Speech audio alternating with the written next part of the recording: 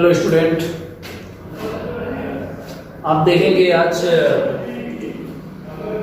Class 10 का जो math का जो हम पढ़ा रहे हैं उसका अगला लेक्चर, जिसमें अगला एक्सरसाइज और जो चैप्टर है आपका पॉलिनोमियल, जो बहुपद आपका चैप्टर है उसका ये लास्ट एक्सरसाइज है। इस एक्सरसाइज के बाद चैप्टर नंबर 2 भी समाप्त हो जाएगा। कहने का मतलब है कि एक तरह से हमारा देखा जाए तो रेशियो ठीक चल रहा है, रेशियो में कोई कमी नहीं है। मतलब फर्स्ट लेक्चर खत्म, फर्स्ट चैप्टर खत्म हो गया है। आप उसमें अच्छे से समझ सकते हैं। जो नहीं समझ में आता है, हमने आपको बोला हुआ है कि जो आपका ग्रुप है उस ग्रुप में आप एक्सरसाइज प्रश्नावली इतना का इतना नंबर क्वेश्चन जो भी पूछना है आप मैसेज कर दीजिए सर पे कि सर आप उसका वीडियो थोड़ा बनवा के हमको भेज दीजिए, तो हम आपको बना के दे देंगे। ठीक है, तो ये आपका अगले एक्सरसाइज का नेक्स्ट क्वेश्चन में फर्स्ट क्वेश्चन है और ये सेकेंड क्वेश्चन है। 2 क्वेश्चंस और रह जाते हैं, तो इसमें हम कल और आगे के क्वेश्चन हम आपको बताएंगे। इसमें नॉर्मल चीजें हैं। फर्स्ट क्वेश्चन में कह रहा है कि px में आप gx से भाग दीजिए, मतलब आपको भाग सीखना है, जो कि 9th में आप ऑलरेडी भाग जान चुके हैं। फिर वही काम फिर से दोबारा हमें करना है, तो भाग करना है, भाग हम यहाँ पर करेंगे।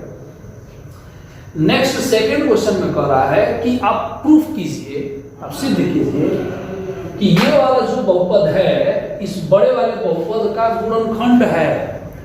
तो एक बात मैं आपको बता दूं कि जब कोई बहुपद इस दूसरे बहुपद का गुणनखंड होता है तो उससे भाग जब हम देते हैं तो शेषफल 0 आता है, शेषफल 0 आता है, मतलब शेषफल कट जाता है। जैसे नॉर्मली मैं बात करूं कि 6 का गुणनखंड होता है 2 × 3। तो आपको मालूम है कि 6 में यदि 2 से भी भाग दोगे तो कट जाएगा, और यदि 3 से भी भाग दोगे तो भी कट जाएगा। मतलब किसी बहुपद के जो भी गुणनखंड आते हैं उस गुणनखंड से यदि हम भाग दे दें बहुपद में तो शेषफल कितना आना चाहिए? 0 आना चाहिए। शेषफल 0 आ जाएगा। बस समझा रहा है? तो वही काम हमें करना है। यदि यहाँ पे 0 आता है तो हम लिखेंगे कि ये जो गुणनखंड है इसका ये जो बहुपद है इसका गुणनखंड है। यदि 0 नहीं आता है तो गुणनखंड नहीं है। यहाँ पे इसको सॉल्व करके हमें क्या निकालना? भागफल, और नेक्स्ट क्या निकालना? शेषफल। दोनों क्या आते हैं उसके बारे में हम पढ़ेंगे। तो देखिए यहाँ पे भाग देते हैं जी, पहले फर्स्ट वाला भाग देते हैं हम। आखिर में दोनों भाग ही है, ऐसा नहीं है कि भाग नहीं है, दोनों तो भाग ही है। तो इसको हम भाग देते हैं x² + 1 - x से भाग किसमें देना है? x⁴ - 3x² + 4x + 5। तो भाग का नियम आपको मालूम है कि मैक्सिमम घात को ही हम पहले काटते हैं। तो x⁴ है तो हमें x⁴ यहाँ पे चाहिए ना नीचे, तभी तो कटेगा। तो x² ऑलरेडी है हमारे पास, तो हम x² से और गुणा कर देंगे तो x⁴ मिल जाएगा। तो x² से इसमें गुणा करेंगे तो कितना हो जाएगा? x⁴, फिर x² से 1 में गुणा करेंगे तो कितना मिलेगा? x², फिर इसी x² से यदि हम इसमें गुणा करेंगे तो -x³ मिलेगा। यस, ध्यान से गुणा करिएगा। भाग जब भी करते हैं तो नीचे वाले का जो साइन है वो टोटल बदल जाता है, मतलब ये जो ऑलरेडी पहले है उसका कोई मतलब नहीं रहता है। ये अब माइनस हो गया, तो एक प्लस और एक माइनस, तो दोनों आपस में क्या हो गए? कैंसिल। यहाँ एक माइनस है, यहाँ माइनस है, तो दोनों माइनस माइनस क्या होता है? जुड़ जाता है ना। जो 2 माइनस एक साथ आते हैं तो क्या करते हैं? जोड़ देते हैं। यहाँ पे 1 - 1 - 3 और 1 4, लेकिन माइनस वाले को जोड़ रहे हैं तो माइनस ही लिखेंगे, 4x²। ठीक है, यहाँ पे x³ है, x³ वाला और कुछ भी नहीं है, तो इसलिए यहाँ पे कोई चेंजिंग नहीं है, x³ ऐसे ही हम उतारेंगे। नेक्स्ट है एक हमको उतारना होता है, तो एक 4x हम उतार देंगे, प्लस के साथ 4x उतरेगा। ठीक है, अब यहाँ पर मैक्सिमम घात वाले को ही हम घटाते हैं। इसका मतलब हमें क्या घटाना है? x³ को। तो x² में हम कितना से गुणा करेंगे? x से गुणा करेंगे तो x³ आ जाएगा। यहाँ पर गुणा करेंगे तो हमें क्या मिलेगा? x³। तो हम x³ के नीचे ही x³ लिखना चाहते हैं, हम इधर भी लिख सकते हैं। ऐसा नहीं कि सर आप इधर उधर लिख रहे हैं, आप कहीं भी लिखिए।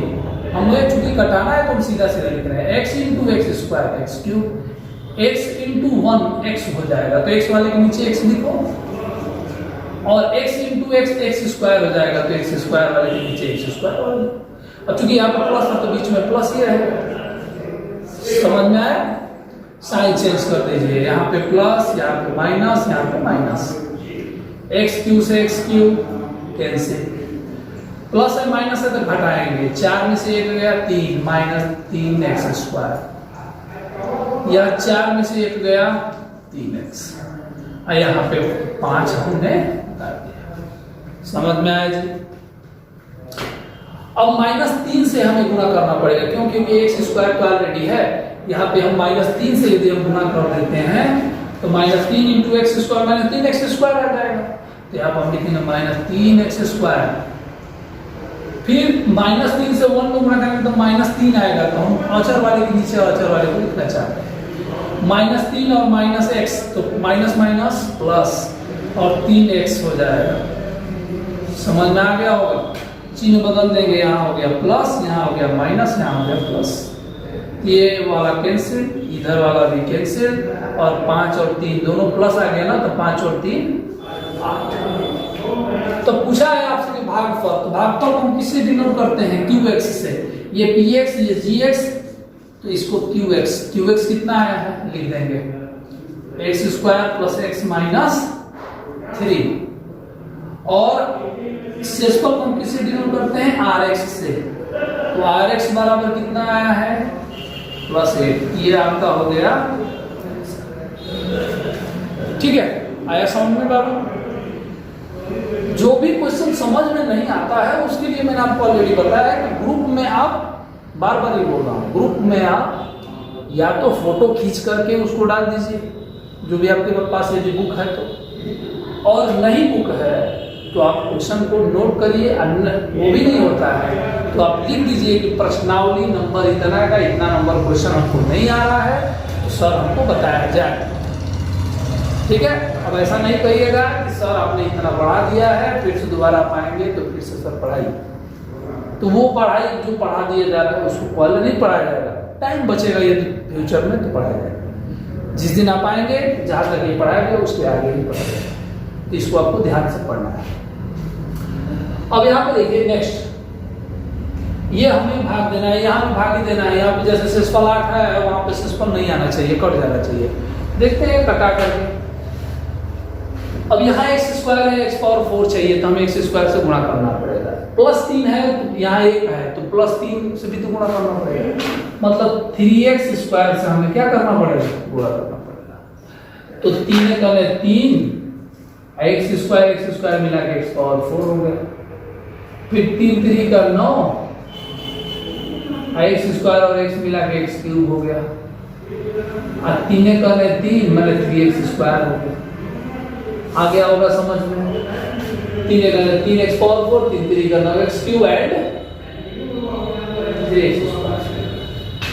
चिन्ह बदल दीजिए, माइनस माइनस, ये हो गया कैंसिल, यहाँ इसको घटाएंगे तो -4x क्यूब, यहाँ दोनों माइनस है तो जुड़ जाएगा, -7 3 10 x स्क्वायर, और एक हम यहाँ ऊपर से नीचे लाएंगे इसको। ठीक है, अब -4 चाहिए, 1 है तो -4 से मल्टीप्लाई, x स्क्वायर है मतलब 1x कम है तो x से मल्टीप्लाई, तो -4x क्यूब, यहाँ -12x स्क्वायर और -4x। समझ में आ गया होगा? साइन चेंज, प्लस यहाँ प्लस यहाँ प्लस। अब यहाँ पे ये इससे हो गया कैंसिल, ये प्लस और माइनस तक घटेगा, 12 में से 10 गया, 2x स्क्वायर, प्लस वाला बड़ा है तो प्लस साइन रहेगा, याद रखेंगे। इस बहुत बच्चे जो है प्लस माइनस में ही गलती कर जाते हैं, तो ये मिस्टेक आपके बोर्ड के एग्जाम में आपको तो कम नंबर दिला सकता है, तो इसको ध्यान रखिए। दोनों प्लस हो गया, यहाँ पे 4 और 2 6x, और एक हम उतार दिए क्या? अब 2 से गुणा करना है बस, सीधा सीधा 2 से यहाँ पर गुणा करेंगे तो 2x स्क्वायर, यहाँ 2 से करेंगे तो 2 3 जा 6x, यहाँ 2 से करेंगे तो +2। आप देख सकते हैं साइन चेंज करेंगे, ये भी कट गया, ये भी कट गया, ये भी कट गया, ओवर क्या आ गया? लिखेंगे कि चूंकि Rx इक्वल टू 0, इसलिए Gx, ये है ना Gx ना, Px, ये है Px का एक गुणनखंड है।